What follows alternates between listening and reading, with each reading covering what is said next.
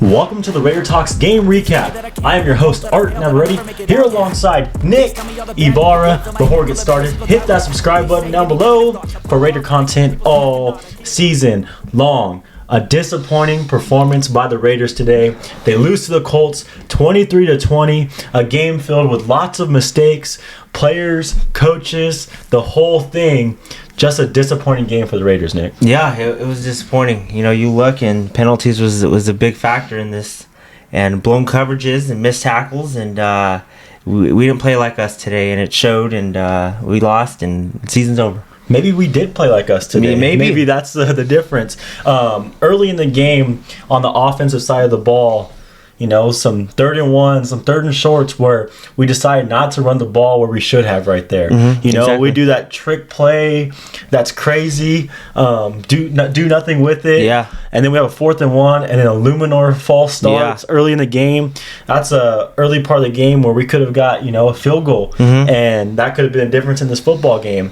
Another 3rd and short, we decided to throw the ball, don't convert. End up punting the ball. That's another 3 points if we just run the ball right there. So, you know, if we execute earlier on, then we probably win this football game. That has a lot to do with coaching and Bill Hardegree in the offensive play. And that's the thing we needed to do. After the first half, we only put up 3. It couldn't be like that. We had to put up more points. We needed a touchdown in there. It couldn't have been an 11-point game going into half. It should have been at least maybe another field goal, and this game is different. But it isn't. We got off to a slow start, and I mean, that's the reason why we lost. One of the reasons. Yeah, the defense, a couple of blown coverages. You know, but for how bad the defense played, they only gave up 23 at the end of the day. They played, and it looked like they played terrible today. It looked like they played absolutely horrible, like a game where they played so bad that you would have thought they gave them up 40 points. But they only gave up 23. This Raider offense just can't step up for this Raider team. And I think you get mad more at the defense, like, man, you're giving up all this, you're giving up all this. But you look at the offense, and they only put up 3. Like, when it was 14-3, I was like, man, this defense, and we were texting about it, but it's only 14-3. Offense has got to step up. Offense has got to put up some points, and they didn't until it was too late. I mean, the only one that showed up on offense had to be Devontae Adams. That had to be it, right? He had a really good game. I mean, I don't know who else, you know, was out there. Zamir had a decent game. No, Zamir played great. Yes. Zamir played great as well, but I don't know who else was out there and open. Like, no, exactly. Like, I don't know, because O'Connell was just looking at Devontae all day, and I don't know if those guys were open or not. O'Connell did not play good today. He doesn't look comfortable back there. He just doesn't look comfortable at all. It doesn't look like he goes through all his progressions, all his reads. It just looks like he's aiming toward one guy, and if he's not open, then the play's shut down. It's all over. No, yeah, you're absolutely right. And then he's just missing guys, throwing them behind him, throwing them, you know, away from him. It's yeah, he didn't look good today. I mean, he had close to 300 yards, 2 touchdowns. But if you really looked at it, he didn't play well today, especially in that first half. I feel like some of the games where he has his best stats is the games that we lose, but he has, like, you know, plays throughout a game that affect the game in a negative way for the Raiders, and you don't see it on the stat sheet. You know, there's a couple of big plays at the end with Jack Jones. You know, that pass interference was bad. You know, that guy wasn't going to catch it in bounds. I think it was Pittman. He wasn't going to catch it. He wasn't going to catch it in bounds. Jack Jones did not need to push him. But the one that kind of like sealed the game was when the Colts missed a field goal and Jack Jones, you know, jumped a tad early. It looked like it might have been on time. It was very close, but at the end of the day, he jumped early. And that kind of sealed the Raiders' fate right there. No, exactly. Just stupid plays. And, you know, if it was a shorter field goal, maybe you do that. Because, you know, if it's a chip shot, you do that. It was a 50-yarder, you know, not too many field goals are automatic from there. But yeah, he jumped off sides. He misses it.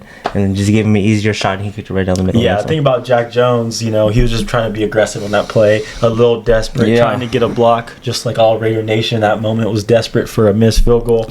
So can't be, like, you know, too mad at him about that. Was definitely frustrated with that pass interference, though. Illuminor, I was frustrated with him early on. I mean, 2 false starts is ridiculous. No, exactly. I mean, it has a little bit to do with O'Connell as well. Yeah, undisciplined. And also with O'Connell, he just sat there. He didn't step up. He didn't try to avoid it. He was just, okay. I think there was one 3rd down where we could have got the field goal, but he took a sack and got us out of field goal position. You can't do that.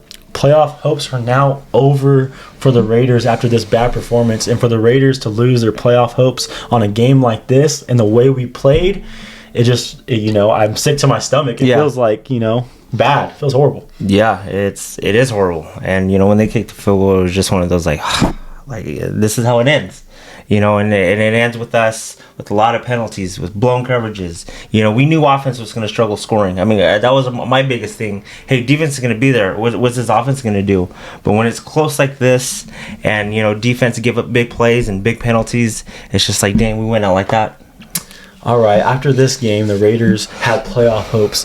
I mean, if you look at the playoff, scenarios, they look pretty promising for the Raiders going into this game. If they win this game, it looked doable. Antonio Pierce had the opportunity. He had an opportunity losing this game. What do you think, personally, what do you think it means for Antonio Pierce?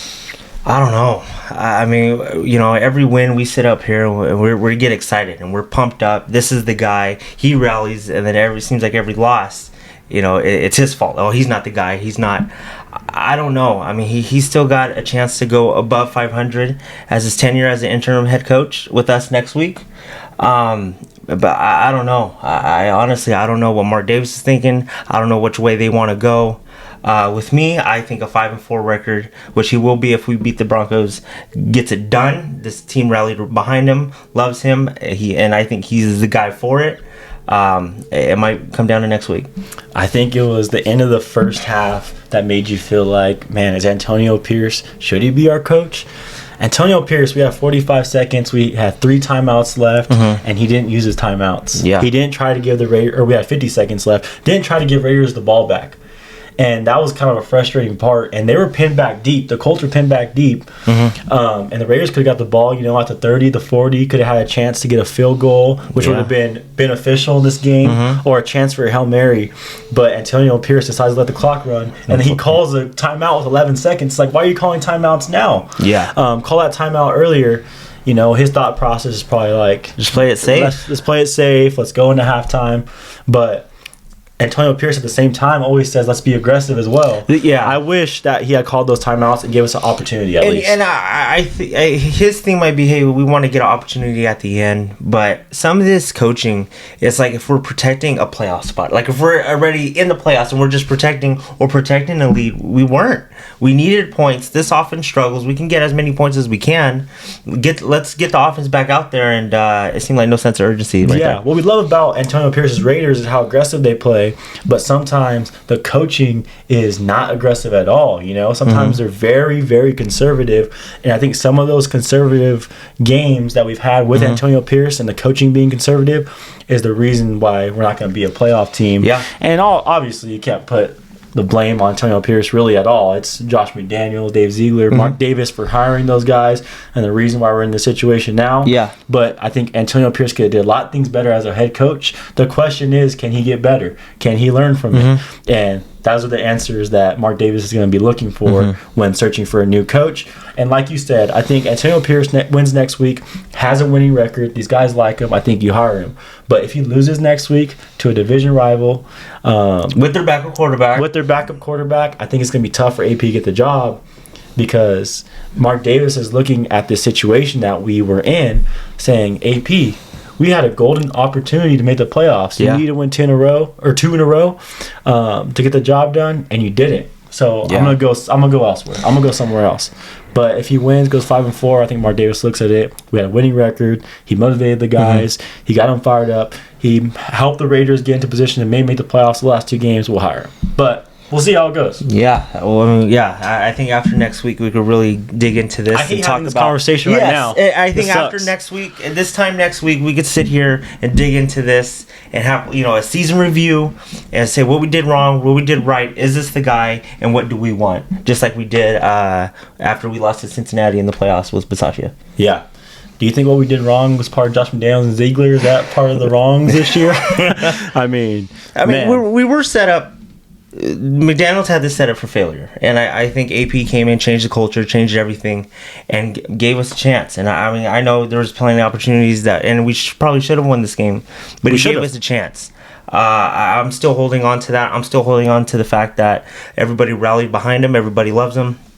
So we'll see. Yeah. The culture change was beautiful. We're back to the Raider ways. Yeah. And the culture change was nice. But Mark Davis might be thinking, is this enough? Yeah. Do we need a guy that can come change the culture back to the silver and black and is a good coach? You know, you're absolutely he right. might be thinking there might be a guy with attitude out there like a Jim Harbaugh who has proven it, and Harbaugh has that attitude to him. Like, he has that Raider attitude. I mean, he is a Raider. He was a Raider coach back in the day. So he might be looking that direction. I think if you're going to look in the direction of another coach, if you're going to go the young guy, might as well go Antonio Pierce. He's here already. He's a Raider. He's going to be cheaper. Go with him. But if you're looking for a splash hire, then I think you got to go big. You know, Harbaugh, one of those guys like that. I honestly think it might be Harbaugh or AP. If you're going to sit here and give another guy a chance or a young up-and-comer, don't mess it up. Give it to AP. You know, no one's going to complain. And no one's going to complain. He knows this team. If we win next week, he has got a winning record with this team. Everybody loves him. No one's going to complain. Let's run this back. Let's get you a quarterback. Let's get you offensive mind on that coaching staff, and let's do this. But if you're going to let that go, then you make a bigger splash with the guy who's been there and done that in Jim Harbaugh. The one guy I for sure do not want back is Bo Hardegree. His offensive play calling was just questionable.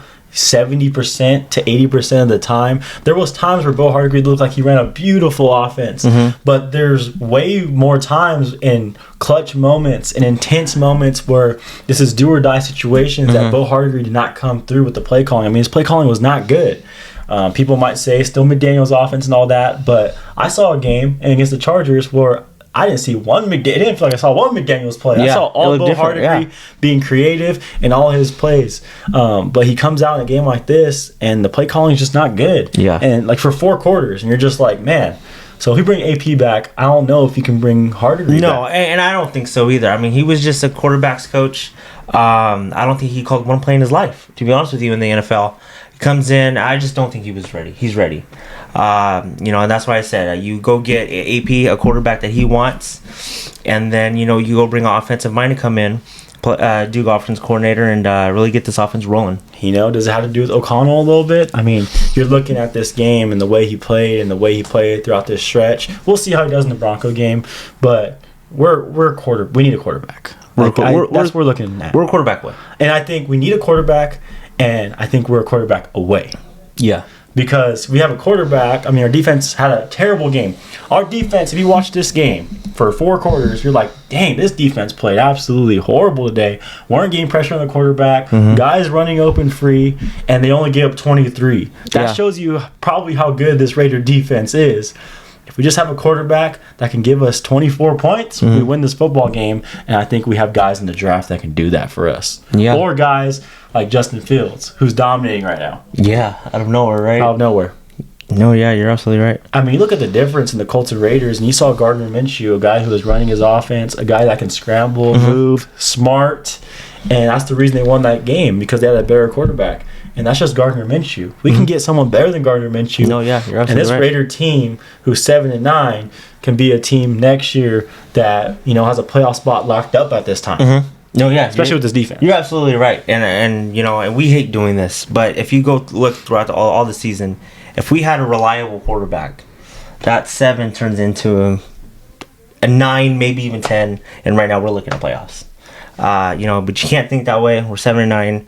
Really didn't have a chance this year at the quarterback position. Everybody struggled.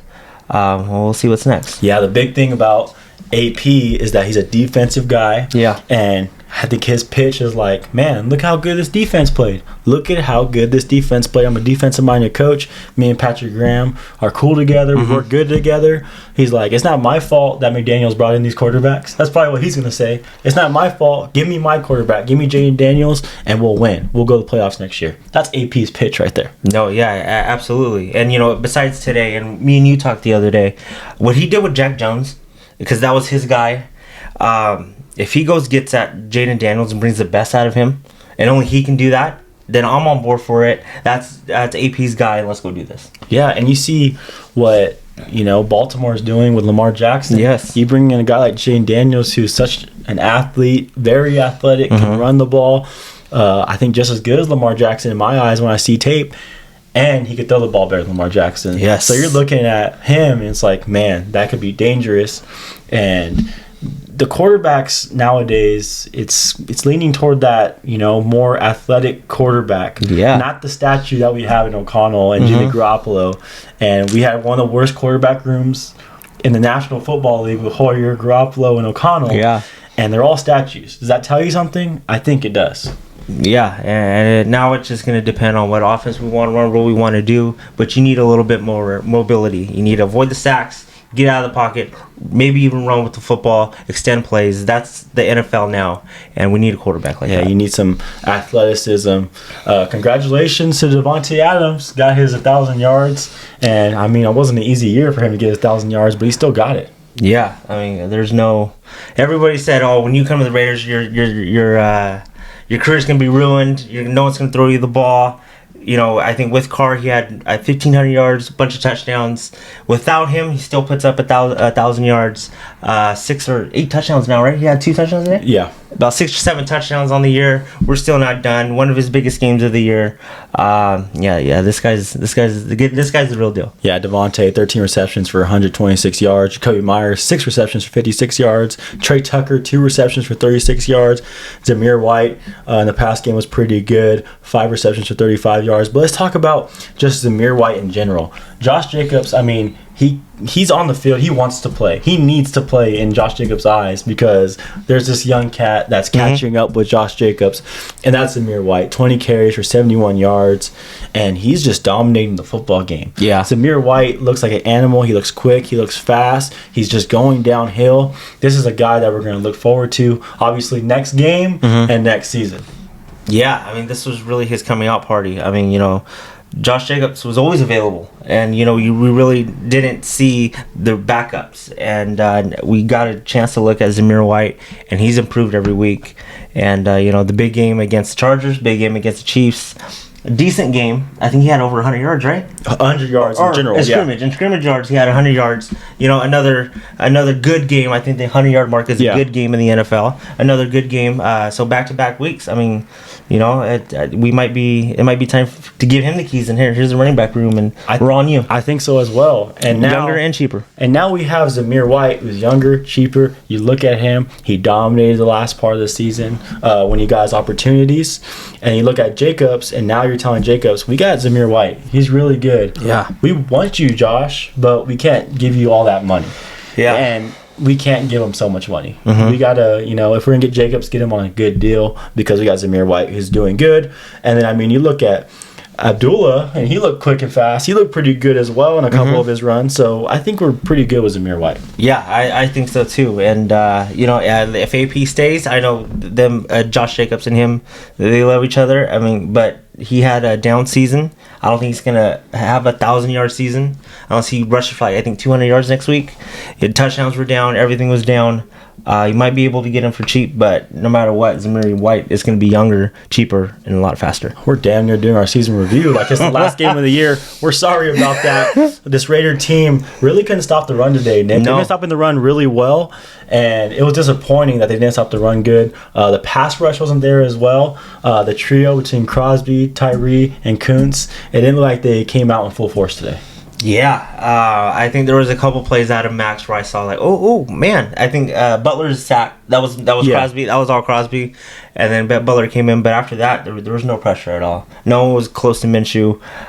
Just really step back in the edge rusher room. Yeah, and then obviously Minshew too, though he's a guy that can step up. He can move side to side. Yes. He wiggles. He's not the fastest guy, but he still is very athletic in the pocket, so that makes it very difficult. And like I said, that's the difference between the two quarterbacks in this game. It wasn't very difficult. If you're just a little bit around O'Connell, then you're putting pressure on Aiden. And Aiden's scrambling and just getting kind of almost, it looks like he almost gets scared before he throws the ball.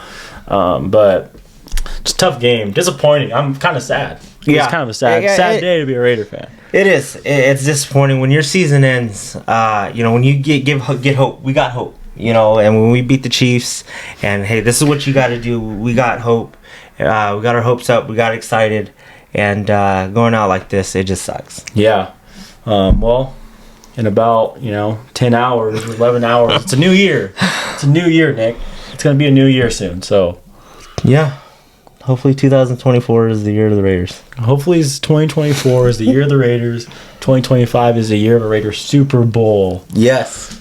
Man, I love being a Raider fan, just having optimism every year. I love it. Yeah. No, exactly. Man, that was a tough way to lose. I mean, we'll see you guys for the Raiders versus Broncos game preview and the Raiders versus Broncos game recap, but it feels like it's over right now. It just feels like that was it. It feels over. And we thought coming into the season, we thought, hey, Garoppolo's going to get us there. This offense is the real deal. This and that. It was total opposite. This defense is now the real deal. Offense sucks. I mean, a head coach changed everything. But we fought almost all the way to the end. No matter what, we're going to stay around that 500 mark. I mean, for what was given to us, I think we did all right. Yeah, it was okay. Hopefully, win next week, go 8-9. Antonio Pierce has a winning record. We bring him back. Everything's looking positive. Go ahead and get ourselves a quarterback. Hopefully, we'll see you guys next week. Hopefully, you keep joining next week. We'll be here during the offseason this year as well. And I think we're excited to talk offseason football for the Raiders. It's sad when offseason football is more exciting than regular season football. And it's been happening for the past 20 years. But I think the Raiders, if they make the right moves, they can get everything turned around this offseason. So, although we lost, although we're not going to make the playoffs, I think it's time to be excited for the offseason. It's time to be excited for what quarterback we're going to get. What coach are we going to have? What additions are we going to add to this team on the offensive and defensive side of the ball? Because we're close. We're right there. We are right there. Future looks bright. I think we're a quarterback away, like we said. This is a big offseason. I think after next week, it's going to be a big 5 or 6 weeks. I think you're going to get your head coach hire, the GM hire, whatever they decide to do. We're going to know the direction we're going to get into. It's going to be a fun one. We'll see you guys for the Raiders vs. Broncos game preview. Hopefully our Raiders show a bunch of heart in that game and finish the year strong. We'll see you guys next time. Go Raiders. Go Raiders.